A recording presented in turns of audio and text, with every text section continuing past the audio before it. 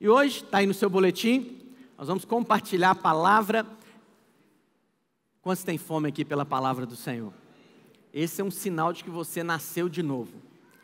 O homem e a mulher que nasceu de novo, ele tem fome pela palavra dos céus.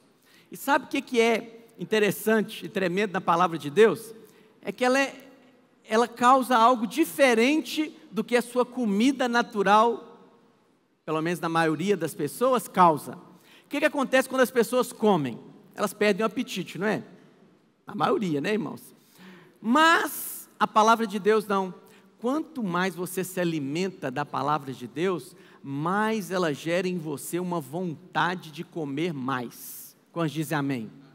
Esse é um sinal. Todo filho de Deus quer se alimentar da palavra do Pai, porque ele entende que a palavra do Pai é alimento para a sua vida. A fé, a própria fé, a Bíblia diz que ela é gerada pelo ouvir a palavra. Quanto mais você ouve a palavra, medita na palavra, fala da palavra, ensina a palavra, mais você é alguém que se enche de fé. E hoje nós vamos compartilhar acerca da essência do cristianismo. Cristianismo, ele não é religião, não é. No sentido literal da palavra, cristianismo não é religião. Às vezes nós falamos, né, para abordar as pessoas, usando o termo. Mas cristianismo não é religião. Cristianismo nada mais é do que uma pessoa. Cristianismo é o próprio Cristo. Qual que é a diferença entre cristianismo e religião? Religião é voltada para o homem. Religião coloca o homem no centro e aquilo que o homem deve fazer. A mensagem de toda religião é: você precisa fazer isso, você precisa obedecer aquilo, você precisa se comportar assim, para quem sabe você alcançar os céus. Toda religião ensina para o homem como chegar até Deus. Mas isso é um empreendimento impossível, impossível. Homem nenhum, religião nenhuma pode conduzir o homem até Deus. Só há um caminho, que é o Senhor Jesus Cristo. O Senhor Jesus Cristo disse: eu sou o caminho, a verdade e a vida. Ninguém vai ao Pai a não ser por mim. Jesus não se intitulou como sendo um dos caminhos que conduzem a Deus, ou uma das verdades que podem conduzir o homem até Deus. Não, Jesus só apontou que ele era o único caminho, ele era a única verdade. Portanto, cristianismo, ao contrário de religião, cristianismo aponta para Deus, coloca Deus no centro. Cristianismo conta aos homens aquilo que Deus fez para trazer o homem para si.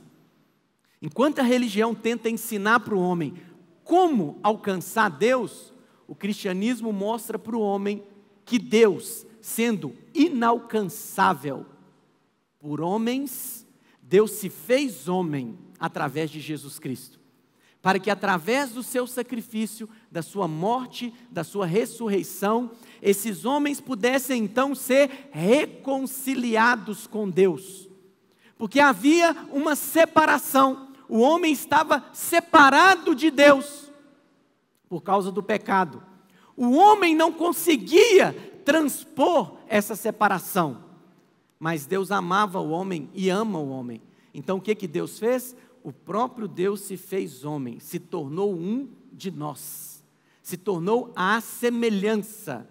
Deus nunca pecou, mas foi para a cruz, e através da sua obra consumada no Calvário, ele abriu o caminho para trazer o homem de volta para Deus.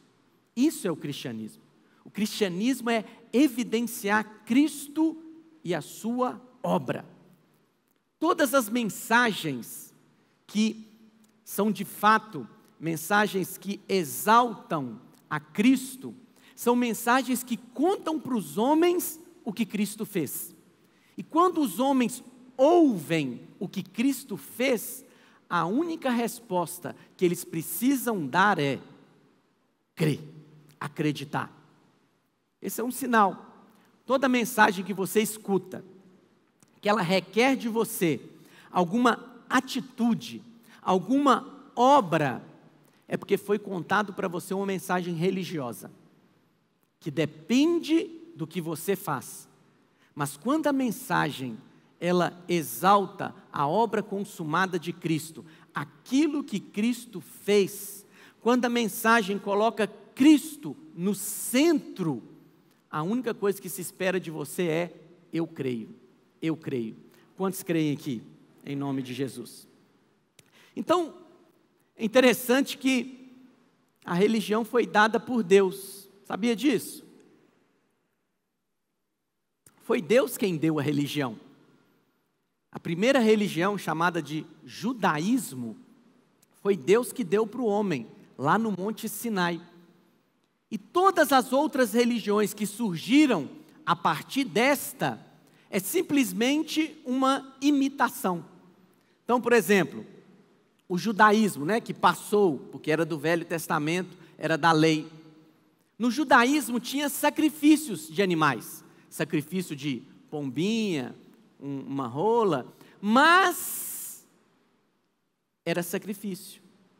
Hoje, o judaísmo ainda existe, mas eles não sacrificam animais. Por que eles não sacrificam? Porque não tem o templo. Mas quando o templo for reconstruído, eles vão voltar a sacrificar animal. O que acontece com outras religiões. Você tem aí, às vezes as pessoas veem num despacho, numa esquina, lá uma farofa, uma cachaça. Acho que é essa tríade mesmo, farofa, cachaça e frango. E aí você acha que aquele frango está ali dando sopa à toa? Não, é porque foi feito um sacrifício. O sangue foi derramado. Até o islamismo, a religião dos muçulmanos, todo ano fazem sacrifícios, lá em Meca, um templo sagrado para eles. Então toda religião que surgiu a partir do judaísmo, é simplesmente uma imitação do judaísmo. Pastor, mas se Deus, o padrão de Deus não é a religião, por que Deus deu para o homem a religião? Para mostrar para o homem que o homem não consegue, através da religião, se chegar a Deus. E aí quando o homem, percebesse que a religião não poderia conduzir até Deus, ele clamaria então por um Salvador. E a religião então, vamos dizer assim, a frustração com a religião faria ele clamar por um Salvador. E prontamente Cristo se manifestaria a esse homem. A religião, volto a repetir para os irmãos, para deixar bem claro para os irmãos. Religião é sempre aquilo que o homem faz. É sempre o homem tentando alcançar a Deus. É sempre o homem tentando merecer a bênção de Deus. Portanto, a religião leva o homem a ter o que nós chamamos, e isso está escrito na palavra de Deus, merecimento, justiça própria. É o homem tentando se colocar no centro, Vou usar uma palavra bonita para você aí, é o homem sendo antropocêntrico, colocando o homem no centro. Mas o cristianismo, ele é teocêntrico. Ele é uma única pessoa no centro, é Cristo. É Cristo. O que você tem que centralizar na sua vida é Cristo. E nessa noite nós vamos usar o judaísmo como exemplo de religião, e nós vamos ver na palavra de Deus 5 aspectos, ou 5 características que é evidenciado em toda religião. Para que isso? Por 2 motivos. Para você saber, quando aparecer alguma coisa religiosa na sua vida, e você imediatamente rejeitar aquilo, mas também para você saber o que é religião. Quando uma pregação é religiosa, quando um ensinamento é religioso, para você também rejeitar aquilo na sua vida. Quantos querem rejeitar a religião nessa noite? Eu sei, você como eu foi criado num padrão do mundo, Qual que é o padrão do mundo? Todo homem precisa de uma religião, né? Religião não se discute. Só que isso é padrão do mundo. Todo homem precisa de Cristo. Todo homem precisa nascer de novo. Todo homem precisa conhecer. Todo homem precisa contar para outros homens o que Cristo fez. O que Cristo fez? Quantos dizem amém? Essa é a mensagem do Evangelho. Essa é a mensagem do cristianismo. E a primeira característica que evidencia a religião é o templo. Toda religião tem templo. Tem um local dito como sagrado. Tem um local que ele coloca como, naquele local Deus está. Naquele local é o local que eu vou ser mais abençoado, que eu vou receber de Deus. Aquele local é sacralizado. Toda religião tem um templo. E olha, infelizmente muitos evangélicos chamam esse local aqui de templo evangélico. Mas isso não é templo. Isso é apenas um local, um prédio. Isso tem importância no sentido de que, para nós, é um local onde nós podemos nos reunir? Sim, é um local separado para que nós possamos nos reunir aqui como igreja. Mas esse local aqui, ele não é templo. E olha, palavras são importantes. Então, às vezes, quando nós corrigimos os irmãos, fala, eu vou lá na igreja, eu vou no templo. Não, isso aqui não é templo, isso aqui é só um prédio. Esse é o prédio da videira, é o prédio onde a igreja se reúne. Por que palavras são importantes? Porque palavras, elas provêm do coração. E quando você fala que esse local é um templo, você tira de si a percepção de que templo não é mais estrutura física. O templo agora são os homens. Cada um de nós somos, os que nasceram de novo, fomos feitos templos do Deus vivo. O Espírito Santo agora veio habitar dentro do homem regenerado, dentro do homem que nasceu de novo. Pedro vai dizer também que cada um de nós somos pedras vivas. Individualmente, somos pedras vivas, somos templos. Mas quando nós nos reunimos, quando essas pedras vivas se reúnem, se ajuntam, casa espiritual é edificada para Deus. E o Espírito Santo vem se manifestar no nosso meio. Amém, meus irmãos? Perdão. Mas Estevão vai dizer lá em Atos, que Deus não habita mais em prédios feitos por mãos humanas. Está lá em Atos 7, versículo 48. Olha o que a palavra de Deus vai nos dizer. Entretanto, não habita o Altíssimo em casas feitas por mãos humanas. Deus não mora mais. Deus já morou. No passado, como é que acontecia lá no Velho Testamento? Deus ele não morava em todo mundo. Deus morava em um país chamado Nação de Israel. Mesmo naquele país, em Israel, Deus não morava em todas as cidades, não. Deus morava em uma cidade específica, Jerusalém. Mesmo na cidade de Jerusalém, Deus não morava em todas as casas. Deus morava em um único prédio, chamado de templo, o Templo de Salomão. Mesmo no Templo de Salomão, Deus não morava em toda a estrutura daquele templo. Deus morava num quartinho fechado, escuro, chamado Santo dos Santos. É ali que Deus morava, somente ali.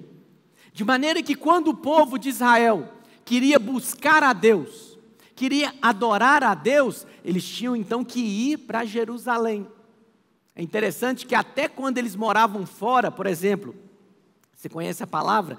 quando o povo foi levado cativo para o exílio babilônio, a Bíblia diz que Daniel estava orando, e ele orava com a janela aberta, com a face voltada para Jerusalém. Por quê? Porque eles entendiam que Deus morava lá em Jerusalém, lá no templo, lá no Santo dos Santos. Deus morou. Hoje Deus não mora mais. Deus agora, através do sacrifício do Senhor Jesus Cristo na cruz do Calvário, quando Jesus bradou lá na cruz, está consumado, está feito. O que foi feita? Uma obra foi feita, uma obra foi finalizada. A Bíblia diz então que o véu se rasgou de cima a baixo, mostrando que foi Deus quem acabou com a separação. De maneira que criou um acesso do homem a Deus. Todo homem pode chegar a Deus através do sacrifício do Senhor Jesus Cristo, mas criou também Deus, agora pôde ter comunhão com os seus filhos. De maneira que Deus habitava lá no Santo dos Santos, agora Deus pôde sair e habitar dentro do coração do homem nascido de novo. Amém, meus irmãos? Então é assim que Deus habita. Deus não habita mais em prédios feitos por mãos humanas. Todas as vezes que você sacriliza um lugar, todas as vezes que você acha que é só ali, eu tenho que ir tocar, né, nas pontas do chifre do altar. Outra coisa, isso aqui não é um altar, isso aqui é uma plataforma. O altar é dentro do homem nascido de novo. É onde Deus habita. O seu coração é o altar de Deus. Amém? Então, quando você sacriliza o ambiente, e você fala, não, é só lá no prédio da igreja, é lá no altar, se eu encostar naquele altar, é ali que eu vou receber a bênção. Você está sendo religioso. Você está voltando para a religião. Pastor, qual que é o problema da religião? Vou repetir para os irmãos. O problema da religião é que ela coloca o homem no centro. Toda religião é antropocêntrica, mas o cristianismo é teocêntrico. Todas as vezes que você coloca o lugar como sendo sacralizado, isso é religião. Mas por que o homem gosta de religião? Porque religião depende de você, não depende de fé, realmente. Mas o cristianismo é tudo centralizando Cristo. E é tudo voltado para a fé. O que requer dos homens é que eles creiam. O que permite os homens de acessar, de serem abençoados, é a fé. Fé em quê? Fé na obra de Cristo. Até expressões religiosas, irmãos, são comuns no meio dos crentes. Por exemplo, quando eu encontrei Jesus, você não encontrou Jesus. Uma, porque Jesus não estava perdido para ser encontrado. Perdido era você. Você era o cego à beira do caminho. Cegos não conseguem enxergar nada, portanto, eles não conseguem ver. Jesus não estava perdido para ser encontrado. É você que foi encontrado por Ele. Fala assim comigo, eu fui encontrado. Porque eu era o perdido. Outra expressão, quando eu aceitei Jesus. Você aceitou Jesus? Não, foi Ele que te aceitou. Você é que não podia ter relacionamento com Deus, mas Deus queria você. Deus amava tanto você que Ele enviou Jesus para fazer o sacrifício necessário, e esse sacrifício tornou você aceito para Deus. Então você foi aceito. Fala assim comigo, eu fui aceito por Deus. Foi você que foi escolhido. E Ele te escolheu antes de você nascer, antes de você estar no ventre da sua mãe, Ele já te havia escolhido. Pastor, como assim eu fui escolhido? E os outros? Os outros eu não sei. Eu sei a respeito de mim mesmo. Eu sou escolhido de Deus. Quantos são escolhidos de Deus aqui? É porque nós homens tendemos sempre a querer nos colocar no centro. Nós sempre queremos ter alguma maneira de nos evidenciar. Então a salvação não foi totalmente me dada. Eu aceitei Jesus. Eu encontrei Jesus. Não. A sua salvação é graça de Deus na sua vida. Pela graça sois salvos mediante a fé, não de obras, para que ninguém se glorie. Todo o cristianismo aponta para a obra de Cristo. A obra começou nele, a obra ela anda por meio dele e a obra é concluída por ele. Tem tudo a ver com ele, com ele. Nada coloca o homem em evidência. Tudo é Cristo e a sua obra. Uma outra expressão, né? Por exemplo, essa expressão de que eu encontrei Jesus.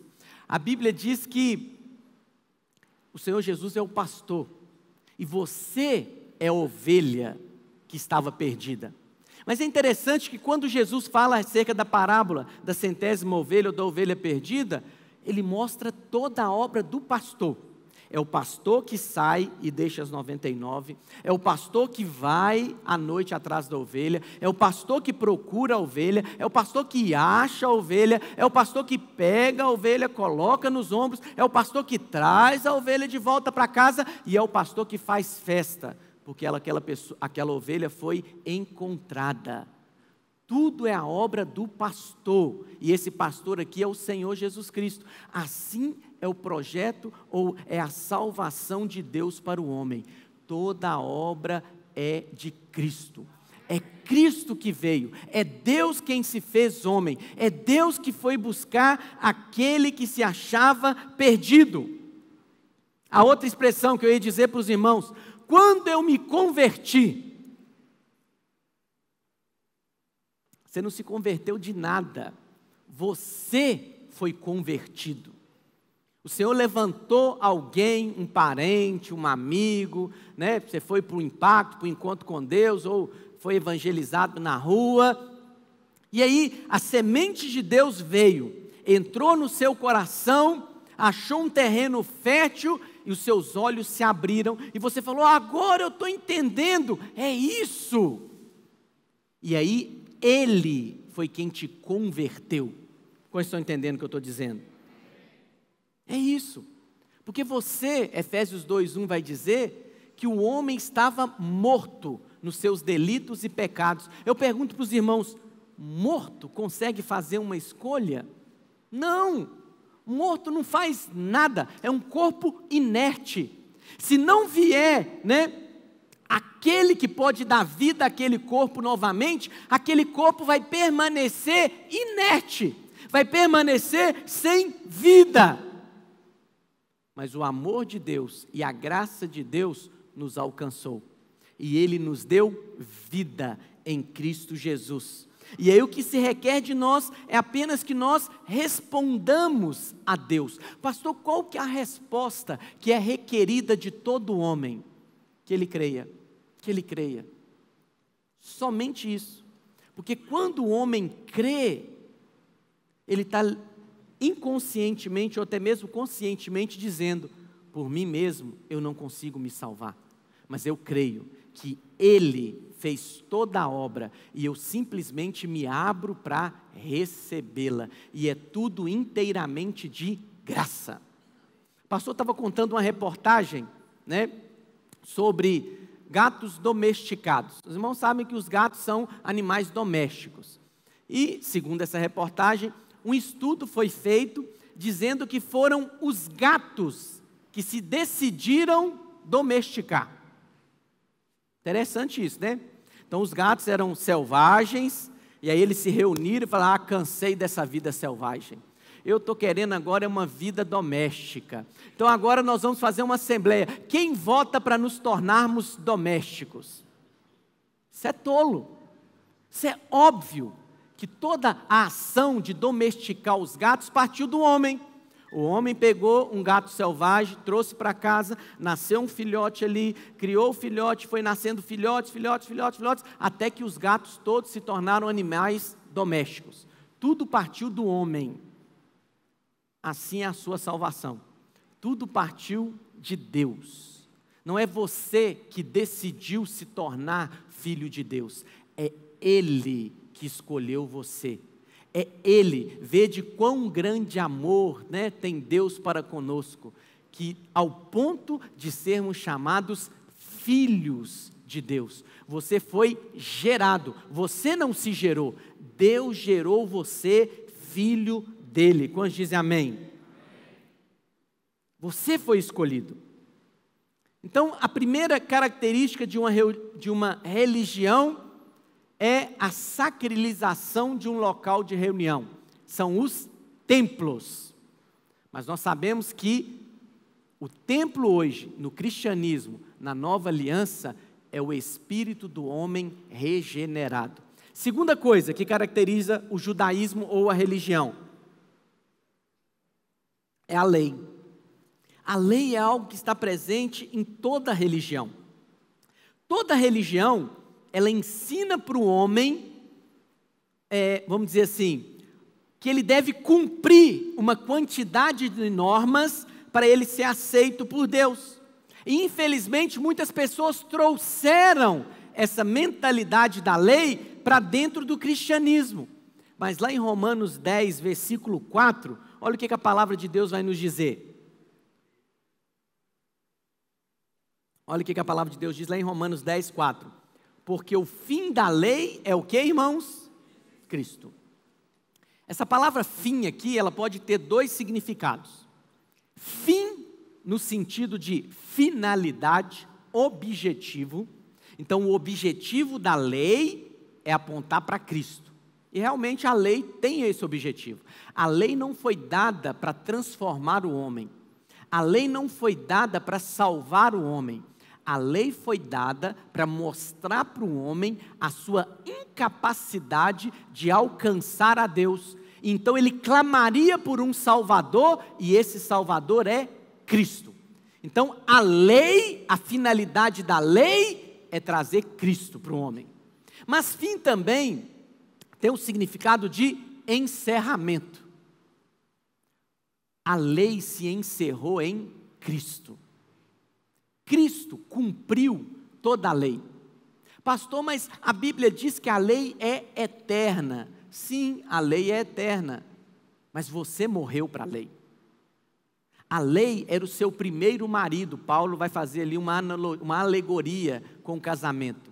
A lei era o seu marido, e esse casamento não havia divórcio. Então você tinha que morrer. E o que Deus fez? Deus incluiu você na morte de Cristo. Quando Cristo morreu, você morreu também. E quando Cristo ressuscitou, você ressuscitou também.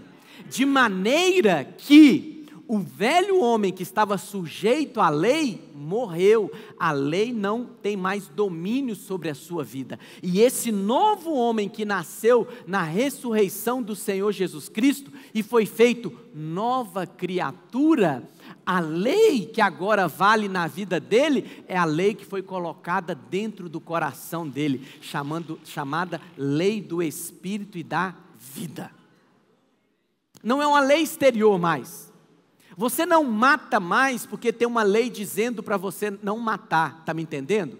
Você não mata mais porque você tem uma nova natureza. Essa nova natureza te leva a amar as outras pessoas. Você não adultera mais, não é porque na lei tem um mandamento que diz não adulterarás. Você não adultera mais porque você agora tem uma nova natureza. E essa nova natureza te leva a amar o seu cônjuge.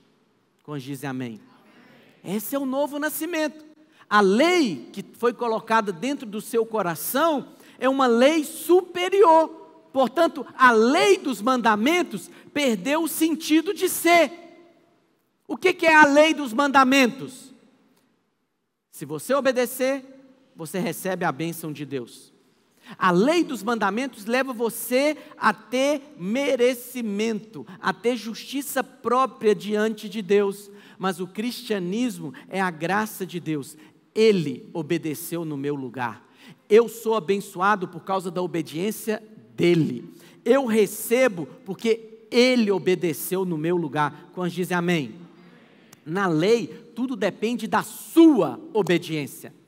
Por isso que eu disse para os irmãos que a religião sempre coloca o homem no centro. O homem sempre está se avaliando. Será que eu tenho me comportado? Será que eu tenho feito o que eu deveria fazer? Por que ele fica se colocando no centro? Para ver se ele merece a bênção de Deus. Mas esse não é o caminho que Deus propôs para o homem. Porque Deus sabe que homem nenhum consegue merecer algo dele. O que Deus fez foi Cristo se fazer homem e obedecer plenamente. E porque Ele obedeceu, você entra debaixo da bênção dEle. Amém? Portanto, o que se requer de você é que você creia. Crê em quê, pastor? Nessa obra consumada. Se você crê na obra consumada, você é salvo. Se você crê na obra consumada, você é curado. Se você crê na obra consumada, a maldição tem que sair da sua vida. Se você crê na obra consumada, você vai prosperar. Na nova aliança, o que se requer do homem é crer. Mas na lei, na religião, o que se requer do homem é sempre obediência. É sempre Deus demandando, exigindo algo do homem. E infelizmente muitos crentes vivem ainda nessa demanda. O tempo inteiro se sentindo em falta com Deus. Né? Uma expressão comum aí, eu estou mal com Deus. Quantos já ouviram isso? Como se fosse possível isso. Jesus veio para trazer paz. Jesus veio para reconciliar. Sabe o que é reconciliar? É fazer as pazes. É fazer as pazes. Cristo veio para reconciliar o homem com Deus, de maneira que Cristo, sendo homem, pode pegar na mão do homem, e Cristo, sendo Deus, pode pegar na mão de Deus e fazer essa reconciliação. Porque você está em Cristo Jesus, não há mais nenhuma condenação sobre a sua vida, e você agora tem paz com Deus. Quantos estão em paz com Deus aqui? Essa paz não é resultado do seu comportamento. Não é. Essa paz é resultado na obediência plena, perfeita do Senhor Jesus Cristo. E você honra a obra dele quando você descansa nessa paz. Portanto, não existe tal coisa, né? Eu estou mal com Deus. Não existe isso. Por que eles dizem eu estou mal com Deus? Porque eles acreditam que ainda haveria ira para vir sobre a cabeça deles. Mas olha, a ira não pode mais vir sobre a cabeça daquele que nasceu de novo. Não pode, não pode. Por quê? Porque toda a ira de Deus foi lançada sobre Cristo. Sabia que você foi salvo, não é do inferno? Você foi salvo da ira de Deus. Da ira de Deus. O Senhor Jesus disse, você deve temer é aquele que além de te matar, pode te lançar para o inferno. A ira de Deus não está mais sobre a vida do filho, daquele que nasceu de novo, porque toda essa ira foi lançada sobre Cristo. Estou dizendo de quem nasceu de novo, porque quem ainda está no mundo, ele ainda está debaixo da ira de Deus, que virá. Mas o que nós temos que falar com ele? Você vai para o inferno, seu incircunciso, né? Você vai arder nas chamas, nas labaredas do inferno. Não, ele já está debaixo de condenação, ele já está debaixo de ira. O que você tem que contar para ele são boas notícias, boas novas. Há perdão para você, há perdão. Você matou? Há perdão para o seu assassinato. Você roubou? Há perdão para o seu roubo. Você estuprou? Há perdão para um crime tão maligno, tão horrível. Há perdão. O pastor estava contando que uma de nossas células lá em Goiânia, um líder chegou na célula, dois homens, né, que se relacionam no homossexualismo, um casal. E aí, eles gostaram do ambiente da célula, gostaram, né, da vida da igreja e queriam se batizar. Aí esse líder ficou em aperto. E ele falou, pastor, como é que eu vou arrumar? Porque eles agora querem se batizar. E o pastor falou, como você vai arrumar? Você vai continuar fazendo o que nós fazemos. Nós compartilhamos a mensagem do Evangelho.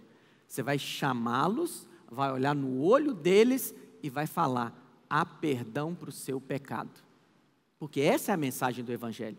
A mensagem do Evangelho é que há provisão de perdão. E assim o líder fez.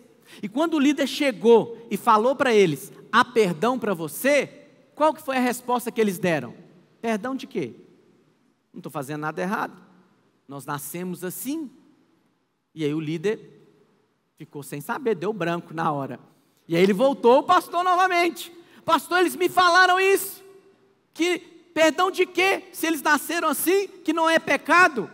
E aí o pastor, com uma palavra de sabedoria, falou com ele, olha, então você vai dizer para eles, aqui não é o lugar de vocês, porque aqui é só o lugar daqueles que precisam da graça e do perdão de Deus. Quantos dizem amém? Essa é a mensagem do Evangelho. Essa é a mensagem, sabe por quê? Igreja é o único lugar que para fazer parte tem que reconhecer que não tem qualidade. Tem que reconhecer que não presta para fazer parte. É a única instituição que para fazer parte tem que reconhecer que não merece fazer parte dela. Quantos não merecem aqui? Mas, por que a mensagem do Evangelho é tão resistida pelas pessoas? Porque a mensagem do Evangelho mostra para elas que elas são pecadores. São pecadores. Qual que é a mensagem que nós temos que falar para as pessoas? Há perdão para o seu pecado. Nós não precisamos condenar as pessoas. Nós só temos que falar, na cruz do Calvário, Deus proveu perdão para o pecado de todos os homens. Mas aquele homem que não reconhece que peca, ele não aceita o perdão. Aquele homem, a cruz, irmãos, ela é uma afronta para a soberba e para a arrogância humana. Porque a cruz, a mensagem da cruz está dizendo para o homem, você não presta. Eu tive que vir aqui morrer por causa dos seus pecados. Essa condenação que eu estou sofrendo aqui era para ser sua. Porque você não dá conta de se qualificar para se achegar diante de Deus. Portanto, a minha morte, na realidade, é a sua. É você quem deveria morrer. Para o homem aceitar isso, o homem tem que reconhecer, eu sou falho, eu não dou conta, eu preciso do perdão de Deus para os meus pecados. Quantos entendem a mensagem?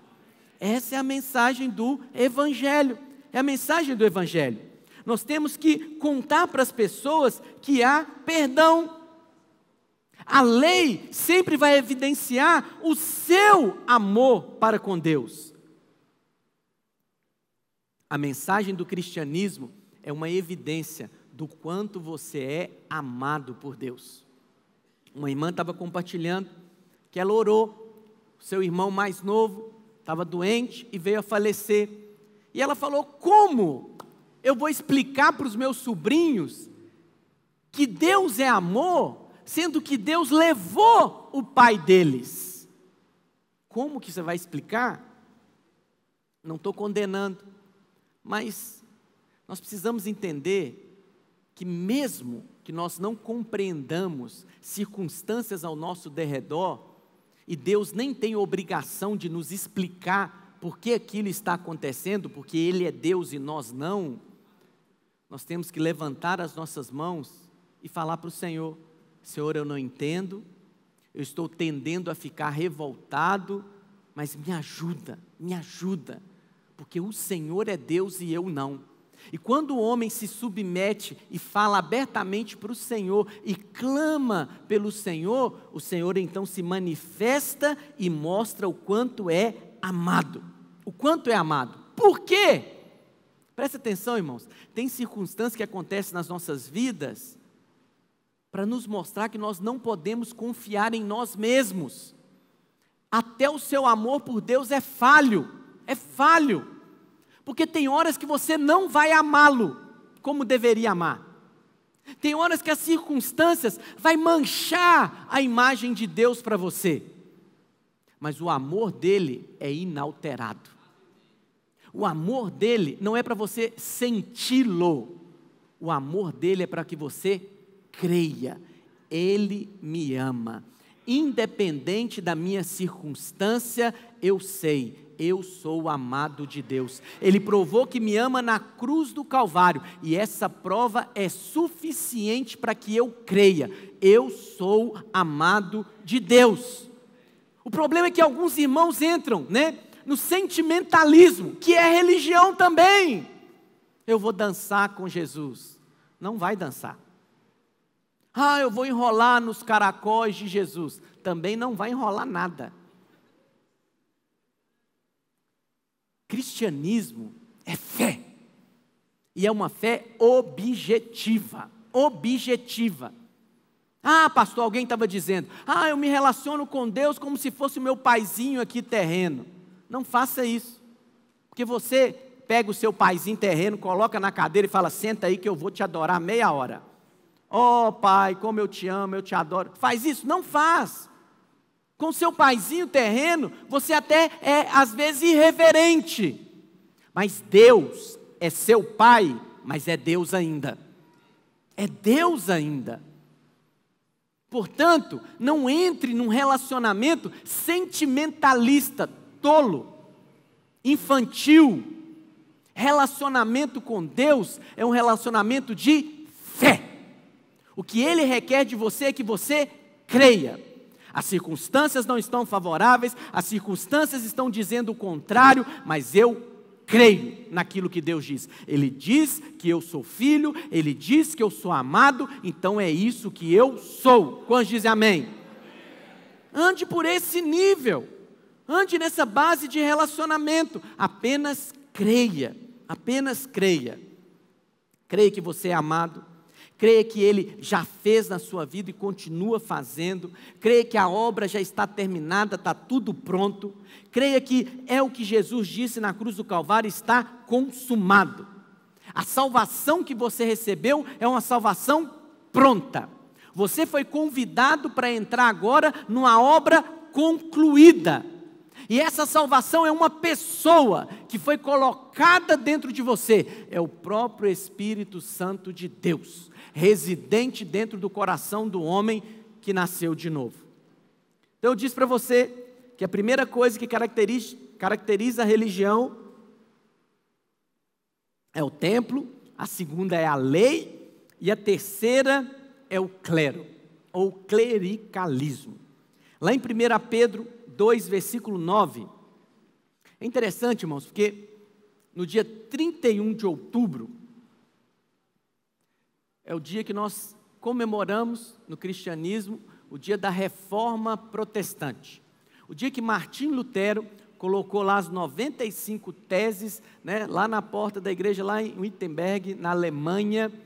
E essas teses, elas tinham duas coisas. Primeiro, ela restaurou, trouxe de volta para a vida da igreja o princípio da justificação pela fé.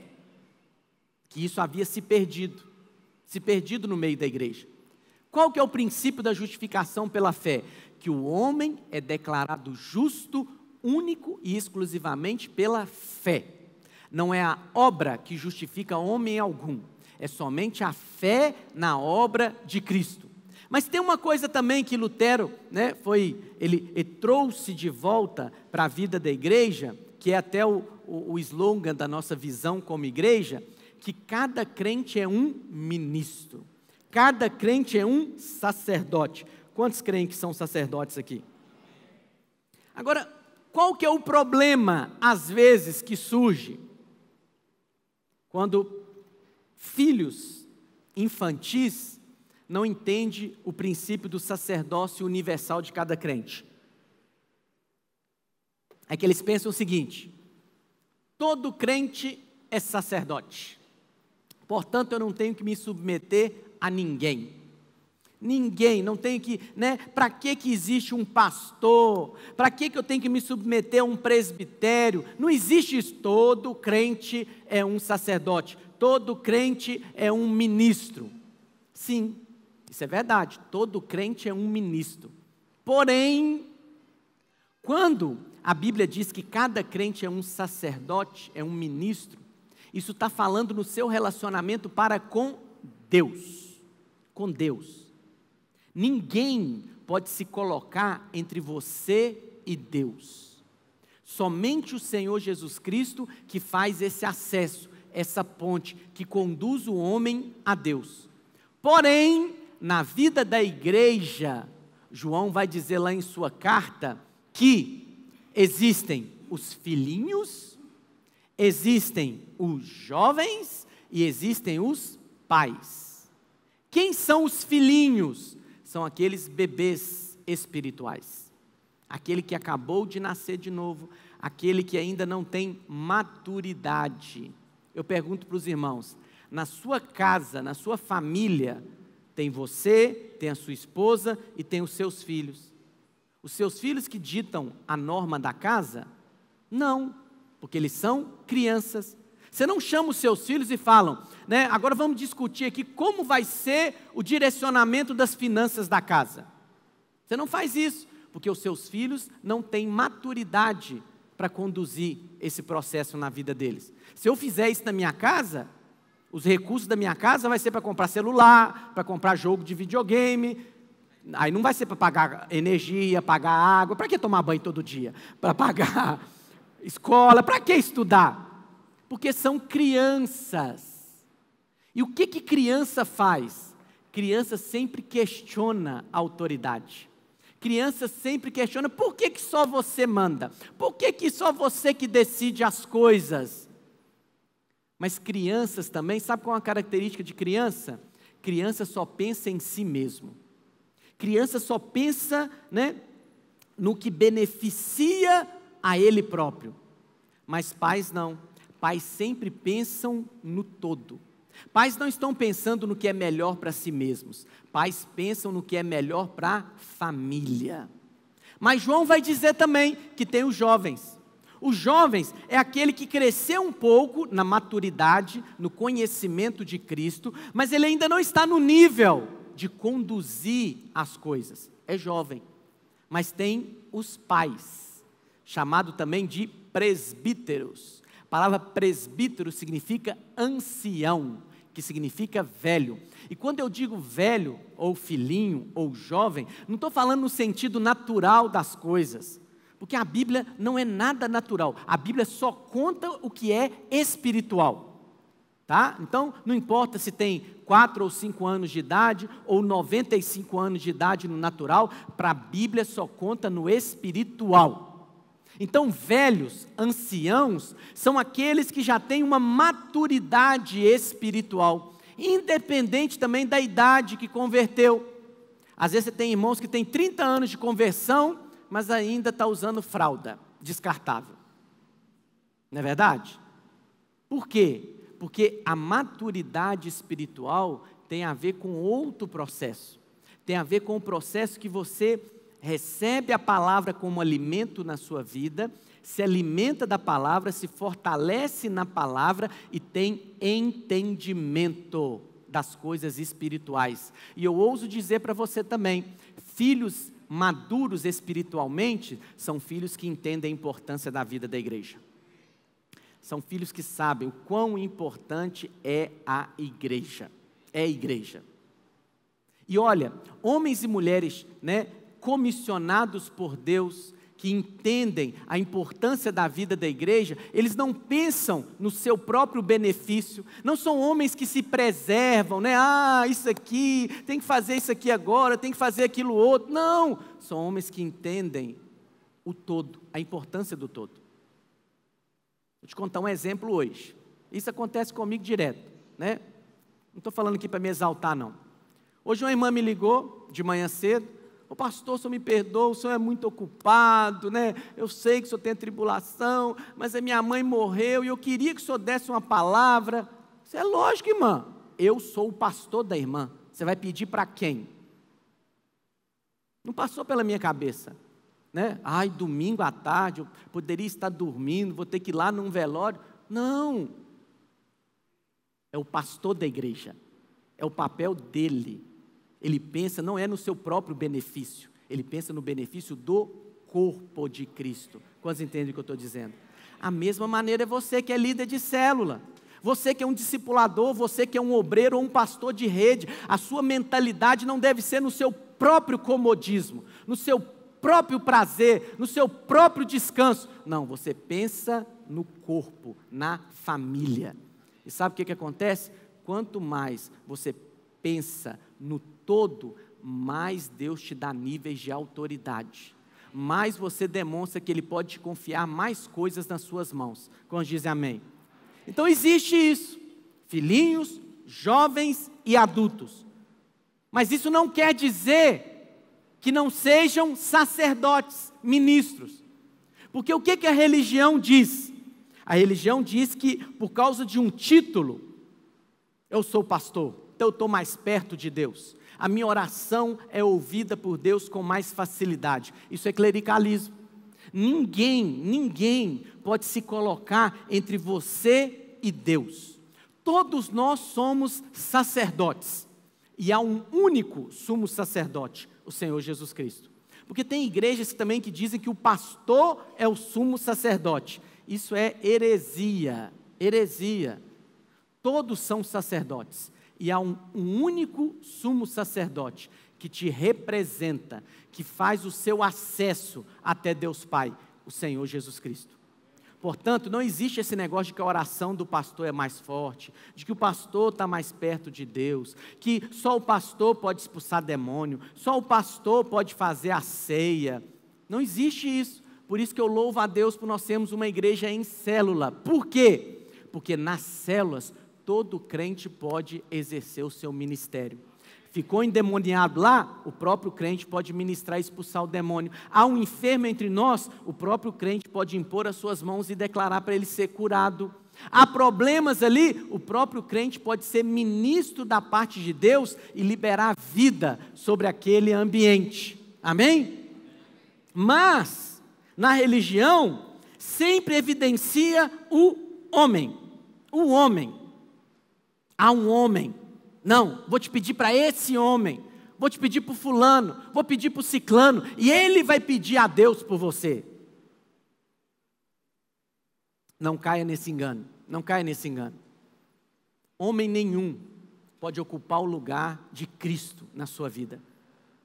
Não importa se você tem 4, 5 anos de vida espiritual, se você é um bebê ou se você é um ancião, não importa a sua maturidade, o seu acesso é o mesmo.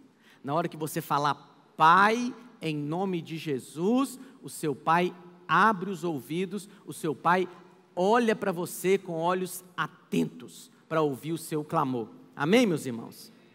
Agora, obviamente, apesar de todos que nasceram de novo serem sacerdotes e ministros na casa de Deus, alguns não exercem o seu sacerdócio e o seu ministério. Por quê? Porque não creem. Tudo o que se requer é que creiam. Mas como que eles vão crer? Precisam ouvir a palavra para ganhar fé. Precisam ouvir a palavra 1, 2, 3, precisam falar da palavra. Então, por exemplo, hoje nós estamos falando para você acerca da diferença entre religião e cristianismo. É preciso que você fale isso, para isso fixar em você. Para que você tenha mais revelação disso. Ensina isso na sua casa para os seus filhos, conta isso para os seus colegas de trabalho, fala, não, nós não somos da religião, nós somos por Cristo. Nós não somos por aquilo que o homem faz, nós somos por aquilo que Cristo fez. Amém? Quarta coisa que caracteriza a religião: cerimônias exteriores. E aí eu quero fazer uma pergunta que está aí no seu boletim também. Queria que você abrisse Gálatas 6,14. O cristianismo é algo interior ou é algo exterior? Isso é algo fundamental de você ter essa resposta solidificada no seu coração. Por quê? Porque algumas igrejas evangélicas, elas trouxeram para o meio evangélico muitas coisas exteriores. É a rosa sagrada, é o copo, né, em cima da televisão com a água, é a toalha não sei de quê. É tanta coisa, são objetos exteriores. E eles dizem, se você não tocar, se você não chegar perto, você não vai ter fé. Não vai ter fé. Olha, eu não discuto essa questão de objetos. Por quê? Porque na Bíblia, o Senhor Jesus Cristo também usou coisas. Mas qual que é a diferença? Jesus jamais sacralizou as coisas. Então, por exemplo, lá em João 9, a Bíblia diz que certa vez chegou um cego para ser curado. Jesus, então, fez uma maneira peculiar ali, algo que ele ainda não tinha feito. Ele cuspiu na terra, fez ali um lodo e aplicou nos olhos do cego e mandou que ele fosse se lavar. E quando ele se lavou, a vista dele retornou, voltou a enxergar. Mas Jesus não mandou que todo cego, para ser curado, tinha que ser daquele jeito. Não ocorreu aos apóstolos fazerem aquilo. Você não vê Pedro, Tiago, João, o apóstolo Paulo, ninguém fazendo isso. Não, para curar cego tem que cuspir e fazer lodo. Não, ninguém fez isso. Por quê? Porque é algo que aconteceu naquele momento. Algo que o Espírito Santo direcionou. Porque a tendência do homem é sacralizar objetos. Sabe por quê? Porque é mais fácil, não requer fé.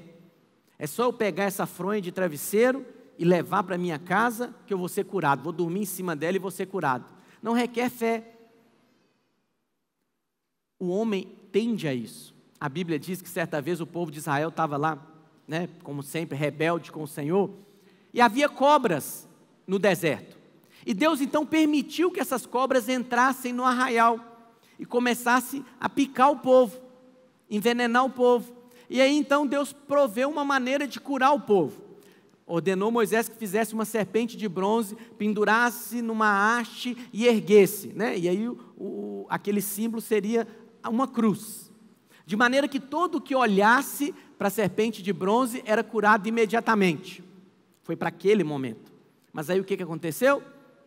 O povo sacralizou aquilo, transformou aquilo num objeto de idolatria, e chamou agora aquela cobra de Neustã, e se prostrava e adorava em frente àquela haste com aquela cobra de bronze. Deus fez, mas eles sacralizavam aquilo, idolatravam aquilo. Deus teve que levantar 500 anos depois um rei para destruir aquele objeto de adoração, porque a tendência do homem é sempre sacralizar as coisas. Eu me lembro, né, no outro prédio ainda nós éramos, a irmã não está mais conosco, mas aí depois do culto, a irmã chegou lá no outro prédio e falou assim: pastor, eu posso tomar da sua água? Eu falei assim, uai, pode. E ela tomou da água, eu falei, mas você está com tanta sede assim? Ela falou, não, porque é a água do pastor. Só que essa água não tem poder. Não tem. Não estimule isso na vida das pessoas, nem na sua própria vida. Não acha que algo exterior vai ter poder de alguma coisa. Não tem. Pastor, mas nós não temos cerimônias exteriores? Sim, o batismo, por exemplo, é algo exterior. Mas nós não sacralizamos o batismo. O batismo não é para salvar ninguém. O batismo é só uma evidência daquilo que aconteceu dentro. O que estava acontecendo com os irmãos da Galácia, né? Lá da região, que é o texto que nós vamos ler de Gálatas. Os irmãos foram salvos pela fé, justificados pela fé. Mas agora introduziram no meio deles homens religiosos, que diziam o quê? Não basta só crer, tem que também circuncidar, porque a circuncisão, né, que é tirar o prepúcio ali do pênis do homem, era um sinal no Velho Testamento da aliança, de alguém que era aliançado com Deus. E aí eles falaram, tem que ser circuncidado, tem que ser circuncidado. Queriam uma evidência exterior, queriam mostrar através de algo exterior que era aquilo que salvava o homem. Não faça isso, não faça isso. O homem é salvo e o que tem poder é somente a fé, somente a fé. E Paulo teve então que combater aquilo no meio da igreja. Vamos ver o texto? Gálatas 6, 14.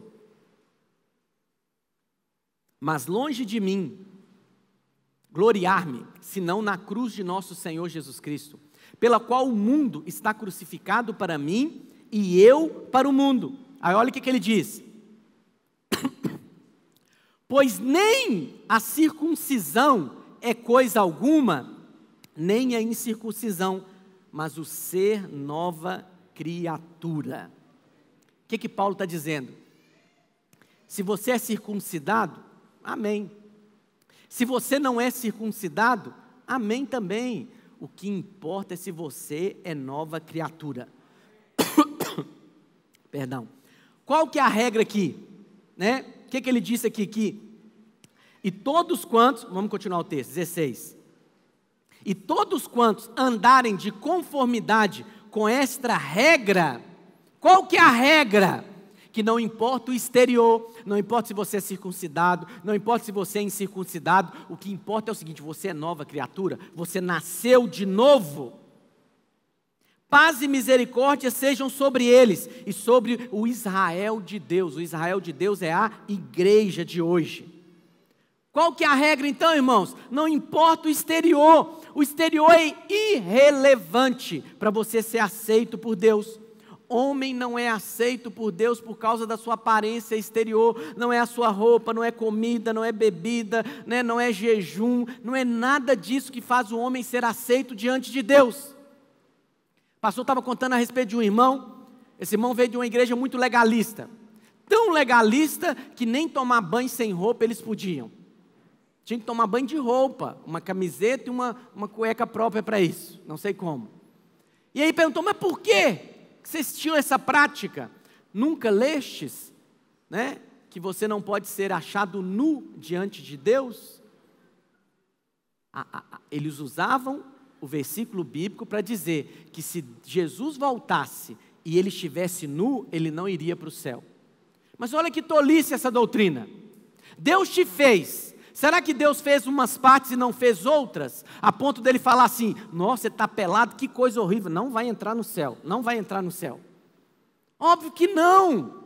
Quando a Bíblia diz que o homem não pode se encontrar nu diante de Deus, ele está dizendo o seguinte, nós fomos vestidos de Cristo, nós recebemos umas vestes de salvação, portanto o homem não é aceito por Deus se ele não estiver vestido de Cristo. Não é algo físico, não é algo exterior, é algo espiritual e interior. Pastor, quer dizer então que eu posso andar como quiser? Também não. Nós estamos falando de relacionamento com Deus. Se você está no banheiro, está tomando banho, canta para o Senhor, adore o Senhor. Deus não se constrange em nada com a sua nudez. Mas saiu do banheiro, vista-se. Porque os homens vão ficar constrangidos. Não ande nu perto de mim. Amém? Fazendo um parênteses aqui, a roupa foi criada para cobrir. Pastor, como é que eu sei se uma roupa está adequada? É só você olhar para o espelho. Aquela roupa está cumprindo o propósito de se cobrir, então é uma roupa adequada. Agora, se aquela roupa é para mostrar alguma coisa, está faltando pedaço de tecido nessa roupa. Quantos entendem? Mas não é para usar burca também não, tá, irmãos? Amém. Então, olha só, é pegar coisas exteriores e querer evidenciar isso. Não ande por cerimônias exteriores. Cristianismo é algo do seu interior. E quinta e última característica de algo que define a religião são as obras humanas. Queria chamar os irmãos do louvor aqui. Toda obra humana, toda religião, ela evidencia a obra humana. A religião é aquilo que eu faço, né? Eu vou fazer para receber isso, eu vou barganhar com Deus, eu vou merecer a bênção de Deus, mas o cristianismo é sempre aquilo que Cristo fez, é a obra consumada do Calvário.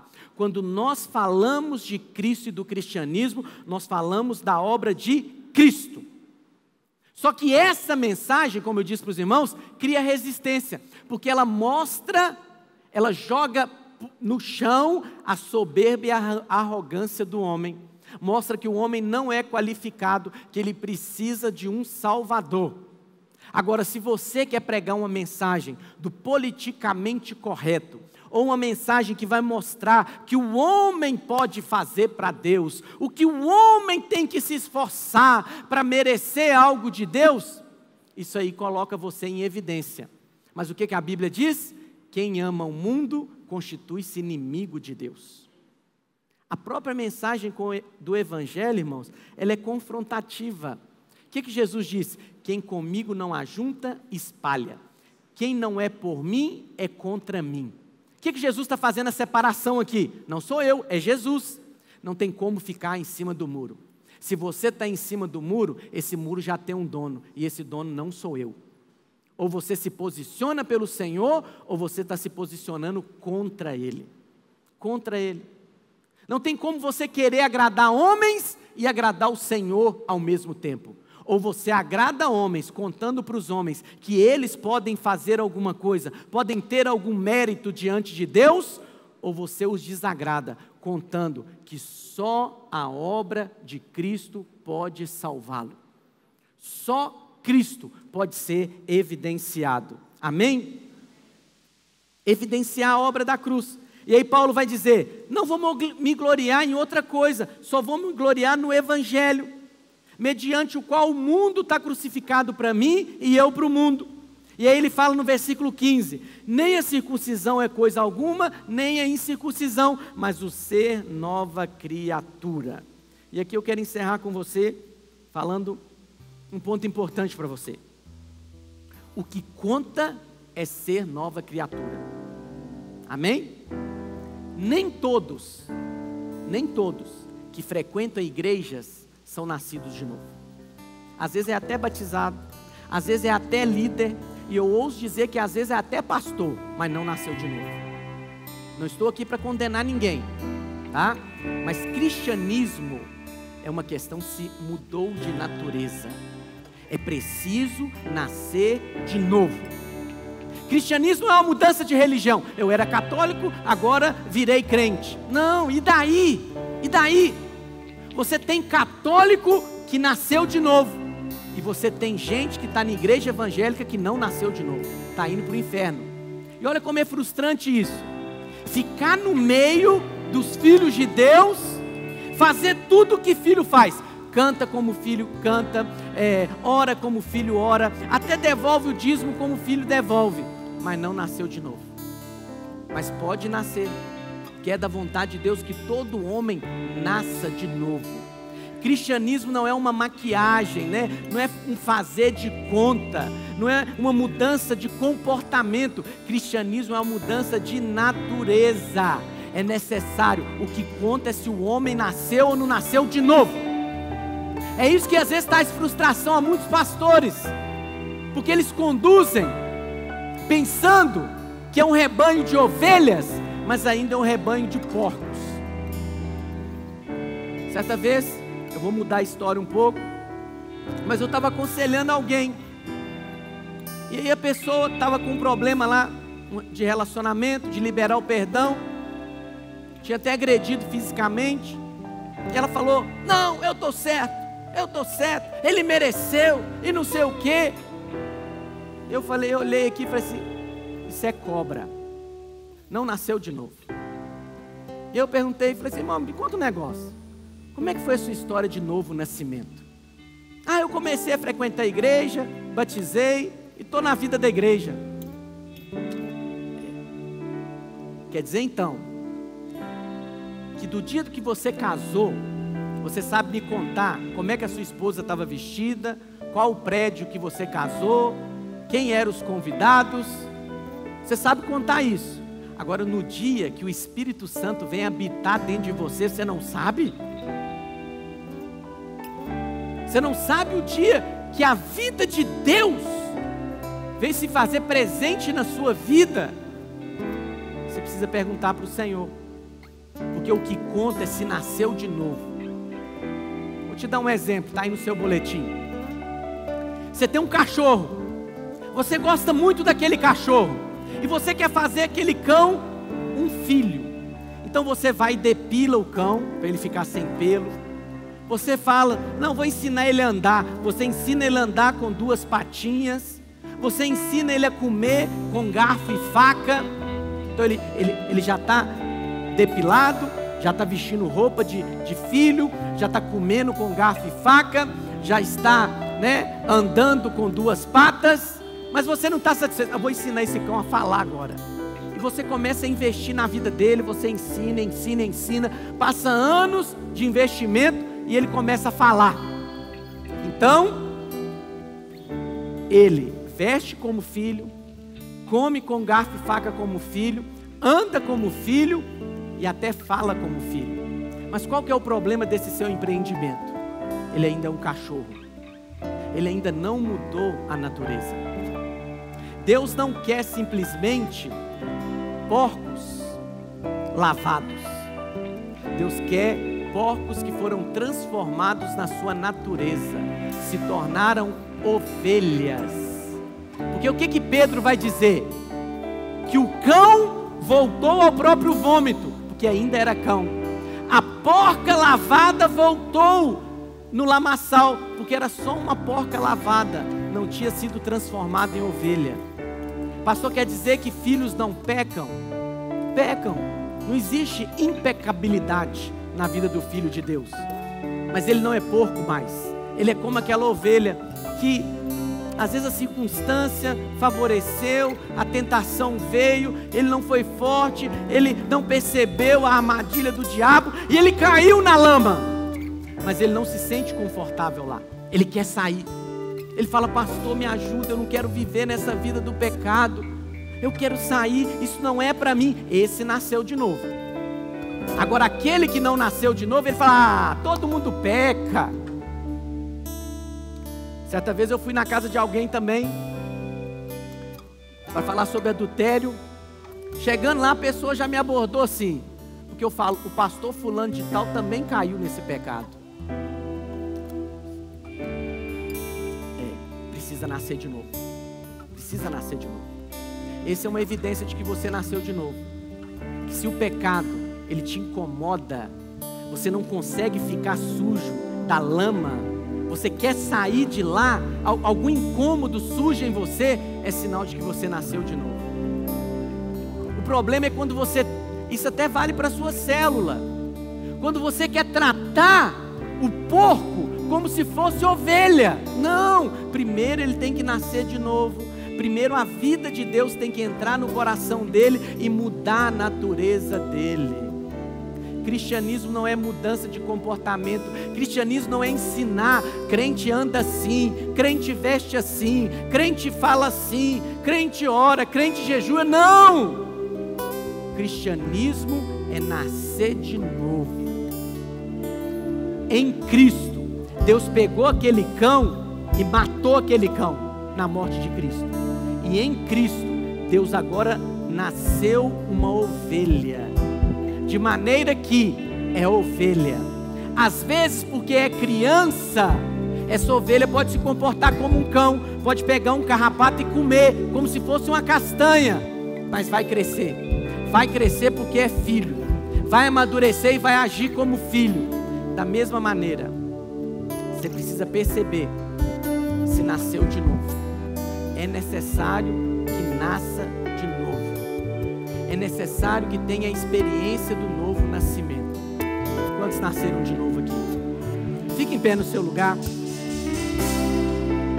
Vamos orar ao Senhor nessa noite e declarar que você vai rejeitar toda religião na sua vida. Toda religião. Nós falamos aqui de templo, falamos de cerimônias exteriores, da lei, falamos de obras humanas, mas o que importa é nascer de novo. E nós nascemos de novo. Nós temos a natureza de Deus dentro de nós. Não porque nós merecíamos, mas nós recebemos mediante a fé e pela graça de Deus. Amém? Erga suas mãos ao Pai. Fala assim comigo: eu creio que eu fui feito filho de Deus. Eu nasci de novo. Eu sou nova criatura, porque eu criei na obra do Calvário, na obra consumada do Senhor Jesus Cristo, que se fez homem, se tornou filho do homem, para que pela fé eu me tornasse filho de Deus. Eu fui feito, gerado filho de Deus. Aleluia, aleluia, aleluia. Vamos ministrar essa canção e depois, para nós encerrarmos, eu vou vou orar aqui com o candidato Gustavo, encerrando o culto dessa noite. Ministra ao Senhor essa canção.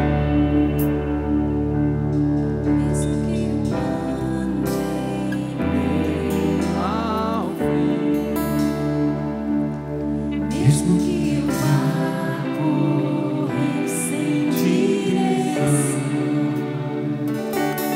mesmo que eu me canse de lutar ou esperar algo acontecer, mesmo que eu me encontre em meio ao caos, eu sei que tudo continua sendo. Eu sei que posso sempre andar com Ele. Eu sei que o seu amor é duradouro e é para sempre. Eu sei que o seu amor é pra mim. Aleluia.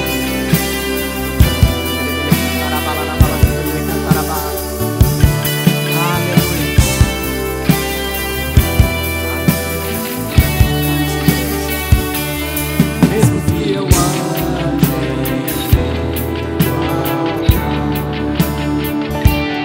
mesmo que eu vá correr sem direção,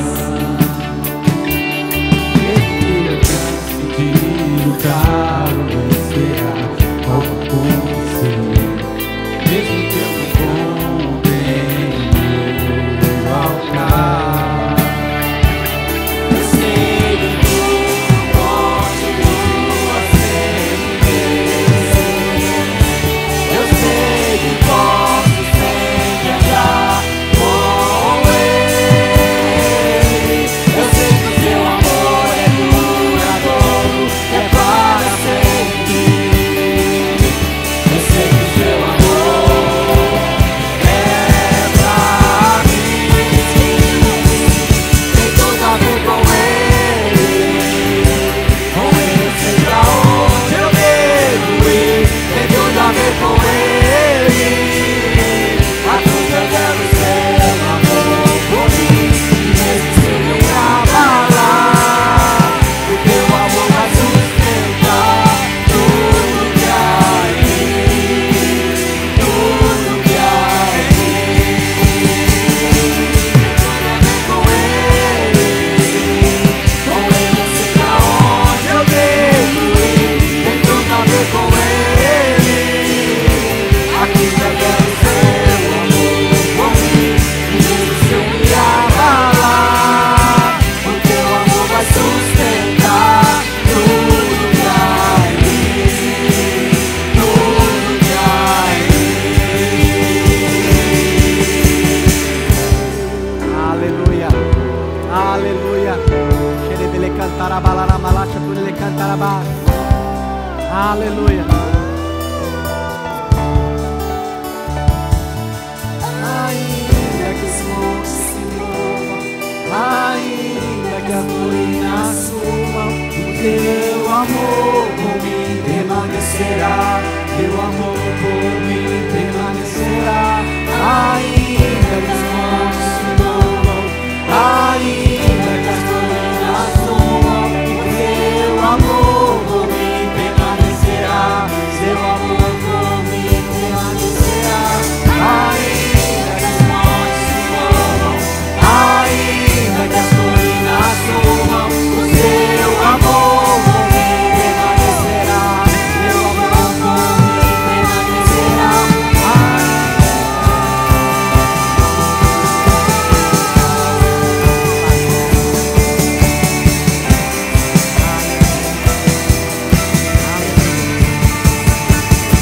Tem tudo a ver com Ele. Com Ele eu sei pra onde eu devo ir. Tem tudo a ver com Ele. A cruz revela o seu amor por mim. E mesmo se eu me abalar, o teu amor vai sustentar tudo que há em mim. Tudo que há em mim. Aleluia. Aleluia. Fala assim comigo: eu rejeito toda religiosidade e eu declaro que Cristo é o centro, que a obra de Cristo é suficiente para me salvar. Eu creio que o Senhor Jesus Cristo é pleno e a sua obra é suficiente para a minha vida, em nome de Jesus. Aleluia.